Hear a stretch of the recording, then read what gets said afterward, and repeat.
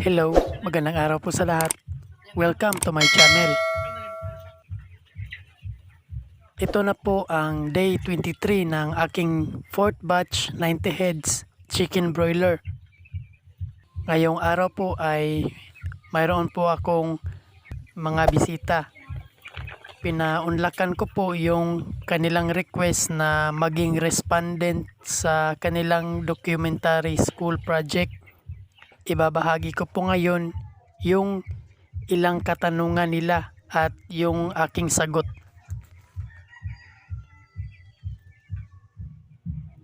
Ilan yung countries na yung inaalagaan? Ngayon yung number of heads na inaalagaan ko ay 90 heads sa 4th batch. Ilang days bago nyo po ba mabibinta yung mga manok nyo?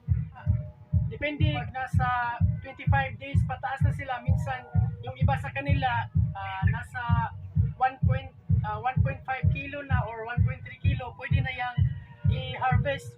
Minsan din tumatagal sila bago sila aabot ng ganong timbang at nasa mga 30 days. Nag-average po ng number of days mga 25 to 30 days yung kapag ina-harvest na. May mga mortality po ba? O ilan po ba kadalasan? Yes, mayroon po akong mga mortality at sa first batch, second batch, third batch at yung fourth batch.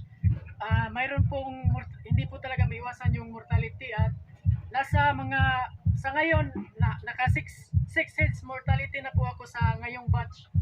Magkano naman yung benta nyo sa live and raised chicken? Ang benta ay nakadepende yan sa market ng market price ng ngayong seasonal kasi yan, nakadepende yan sa market price.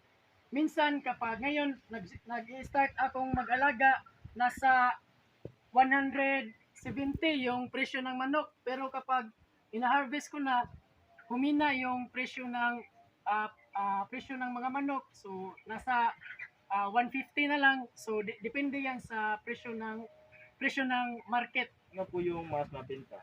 Yung live o dressed chicken? Depende din yan sa buyer na bibili kasi minsan mayroong pumupunta dito at kukunin lahat ng manok kapag live. So minsan din hindi available yung buyer na kukuha ng live at hahanap ako ng kukuha ng dressed chicken.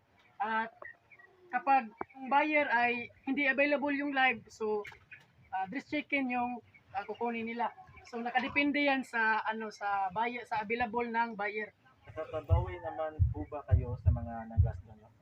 Nakakabawi naman. Inaalagaan ko ngayon na 4th batch. So far ay sa awa ng Diyos ay hindi pa naman ako na lulugi. At sana tuloy-tuloy yung magkaka-income ako. Paano nyo po ba inaalagaan ang inyong mga Ipapakita ko po kung paano ko inaalagaan yung mga manok ko.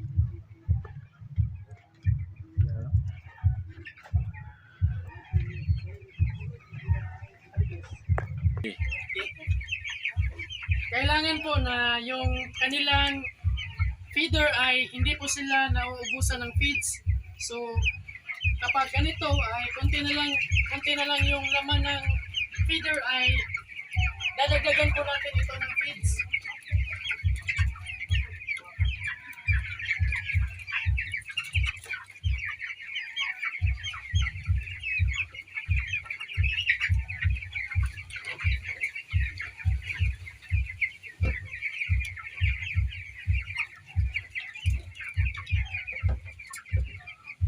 At kailangan po nating siguruhin na hindi po sila maubusan ng feeds at yung kanilang waterer naman po ay kapag makikita nyo na may dumi yung waterer ay itatapon po natin yung dumi ng waterer.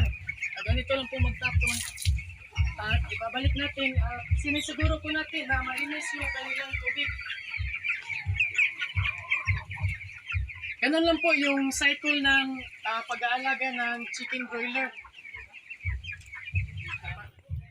Yun po yung kanilang mga katanungan at yung mga naisagot ko sa kanila. Marami pong salamat sa lahat ng nanood at kung hindi pa po kayo nakasubscribe ay please subscribe at hit the bell button para maging updated po kayo sa mga video i-upload ko tungkol sa aking mga alagang chicken broiler.